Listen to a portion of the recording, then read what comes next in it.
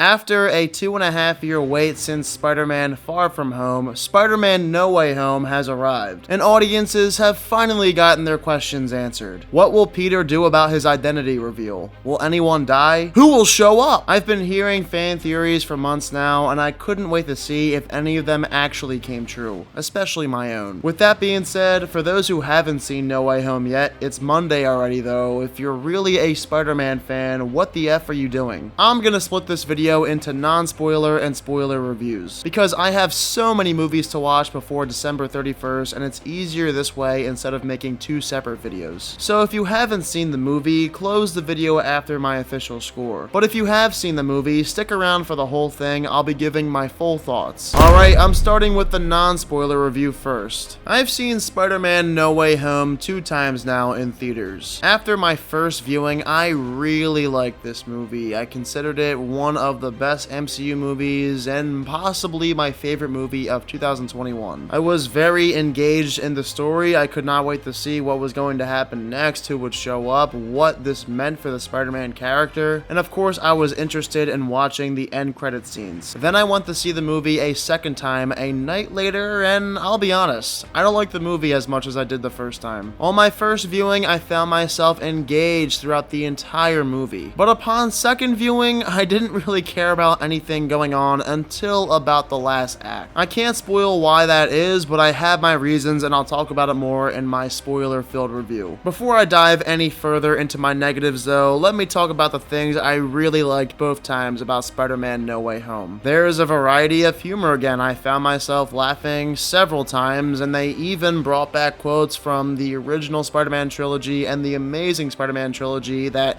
if you watch those movies the first time, you wouldn't think they're funny, but since they've become memes over the years, now everyone understands that these are actually really funny quotes, and I'm glad they utilized them in this movie for humor purposes. So in my opinion, this is one of the funnier MCU movies, and I'm so glad I saw this movie on opening night Thursday because my audience went wild. They laughed a bunch, they cheered multiple times, they even roared 3 times. It reminded me so much of the pre-pandemic movie-going experiences. I haven't felt energy like that in the theater in a while, so I'm so glad I saw it on opening night because I don't think I would have gotten that kind of experience on any other night. I also cannot ignore the amount of fan service in Spider-Man No Way Home because there is so much of it, probably the most in any MCU title. For what it is, it's great, and the inner 6-year-old Spider-Man fan of me came out throughout this entire movie when I saw the main villains come back. There's just something so special about seeing Doc Ock and Green Goblin and Electro back on the big screen again. As you know, I am a massive fan of the Raimi Spider-Man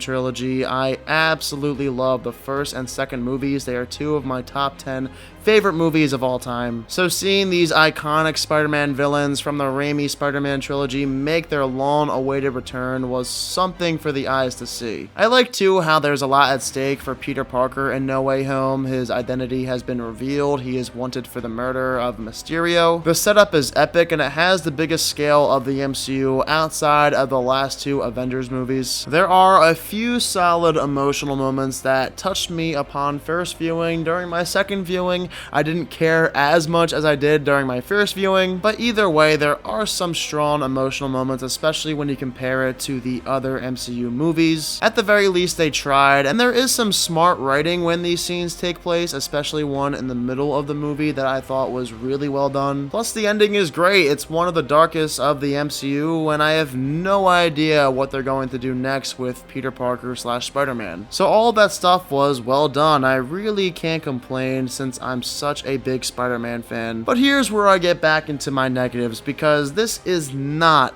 one of the best MCU movies as many people are saying. It only takes more than one watch to understand that Spider-Man No Way Home is far from a perfect movie. Let's get back into the fan service again. Obviously, bringing back these iconic Spider-Man villains is the prime example of fan service. However, the one main issue I have with these villains is that All they ever really feel like in this movie is fan service, nothing more. There is nothing new added to these characters. They are all kept to surface level villains. They're exactly how we left them off from their previous movies, and for some reason they don't do anything special with them. In this film, there's no character development for any of the villains. The villains all just go through the motions, and they don't really do much of anything. There's like 1 or 2 action sequences throughout the entire movie with these villains, and that's it. They don't have much to do. Their dialogue outside of Willem Dafoe is underwritten. It felt unoriginal, and the first 2/3 of the movie focuses on the villains and Peter Parker and Doctor Strange.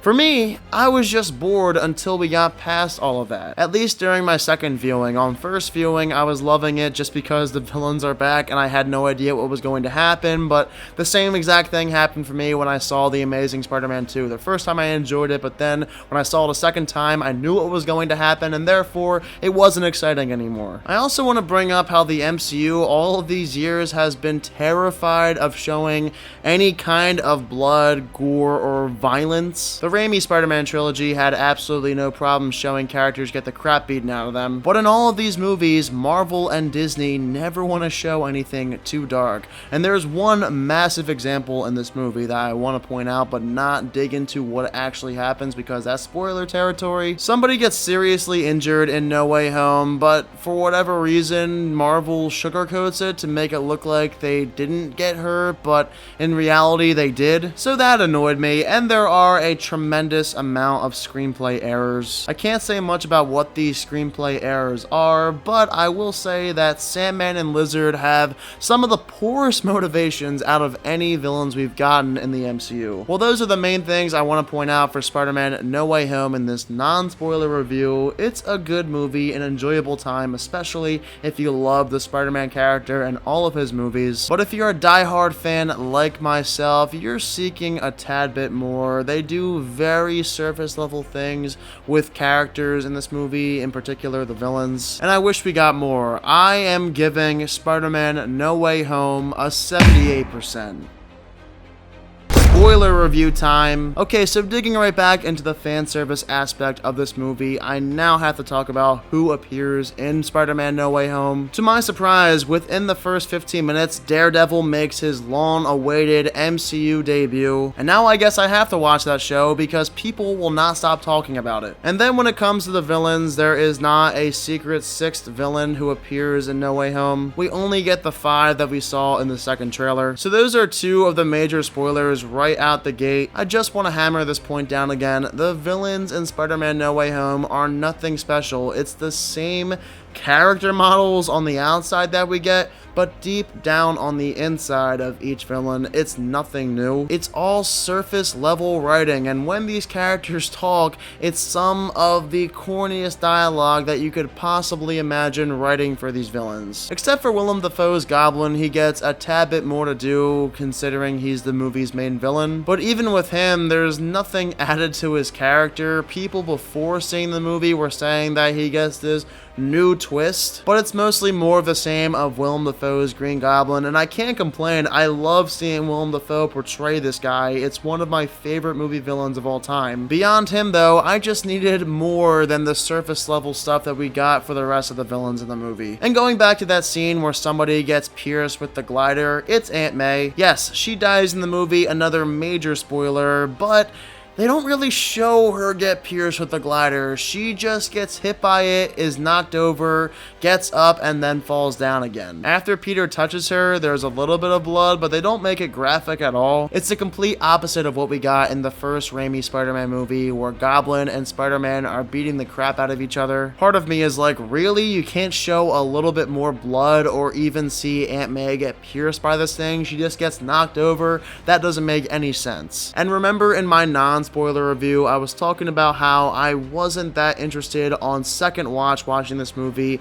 until the final act. Well, the first act focuses on Peter's life after getting revealed as Spider-Man. The second act then is about Peter capturing these villains and doing his best to fix them. This act ends with Aunt May's death, but the third and final act begins with the long-awaited return of Tobey Maguire and Andrew Garfield as Peter Parker. When these two appeared on screen, my theater erupted erupted. It was like I was at the Super Bowl. They were going absolutely crazy, as was myself. I was ecstatic to see these two back on the big screen as Peter Parker slash Spider-Man. And they do get a lot of screen time. There is tons of banter between the three of the Spider-Men in this movie, and it's not just surface level writing with these characters like the villains. We learn more about what happened to both characters after their movies ended. And all of the dialogue, the quips, the humor, it's so good between these three characters. The dialogue in the third act for these characters is perfectly written. I would not want it any other way. So I feel like for me, down the line, every time I watch Spider-Man No Way Home, I'll only really care about the movie by the time the third act rolls around. I'm not the biggest fan of the middle act when the villains all get introduced. Finally, I want to dig into those screenplay errors as well as the movie's ending. What makes no sense to me is that Peter wants to fix all the villains, but it's not like they're going to go back to their universes and not die. Doc Ock still has to return to the moment when his son almost exploded and destroyed all of New York City. The only way to destroy it is by sacrificing himself. And I'm pretty sure if Electro returns to his universe as a normal human being, he is going to get electrocuted to death. I'm not even sure why Electro is in this movie. The reason why all the villains are there is because they know Peter Parker, but Jamie Foxx's Electro never learned who the real identity of Spider-Man is. But as I said in my non-spoiler review, I like how dark this ending is. Peter decides to sacrifice his identity in order to save the universe, and I have no idea what they're going to do next with Peter Parker and how eventually he'll return to the Avengers. I guess we'll have to wait and see. The main point I like to make after watching Spider-Man No Way Home 2 times now is that if you take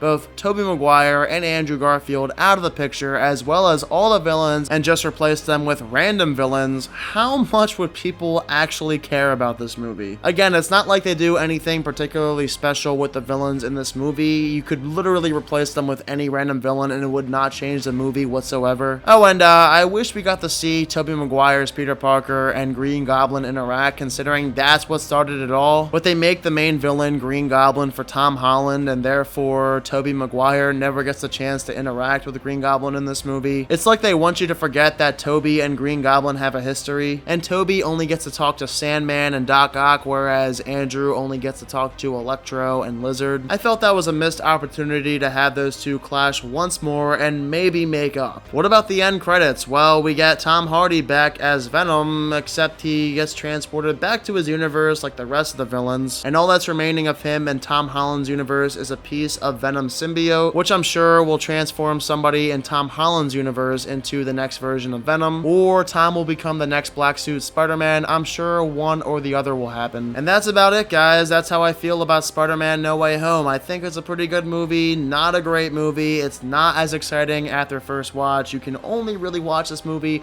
one time and have that same level of excitement be there, but the same does not ring true for multiple viewings. I guarantee you the only part of this movie you'll truly care about is the final act when Tobey and Andrew return as Spider-Man. But of course, guys, I want to hear your thoughts. Do you love Spider-Man No Way Home? Do you think it's one of the best MCU movies to date? Or do you find it a tad bit disappointing and feel there is more to be desired, especially with the villains in No Way Home? Let me know your thoughts down below in the comments section, and as always, if you are new to my channel, click the subscribe button and give this video a thumbs up if you enjoyed it. Thank you all so much for watching this video, and I hope you all have a fantastic day.